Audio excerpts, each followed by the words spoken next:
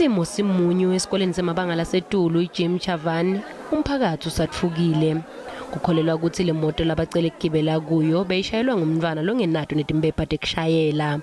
Ingosi yendzawo lebeyikhulumela abatali ithi bashaqeke ngetulu kwekushaqeka. Uthi lokhu kubathumate kakhulu njengoba lo muntu bekashayela le moto angenato timpepha kanti futhi mncane. Kuyacaka ukuthi ube sewujabula kakhulu wabe sewuyagijima ngalokweqile lesekholele ukuthi kushone abantu labasitfupha. Umtimba longamele bafundzi ikhosasi icele litikule temfundo ukuthi lithathe le tulo lolitsaba lotigijelwa tesikolo. Hitchhiking of students or learners in the country is still going to proceed and is not something that is more safer.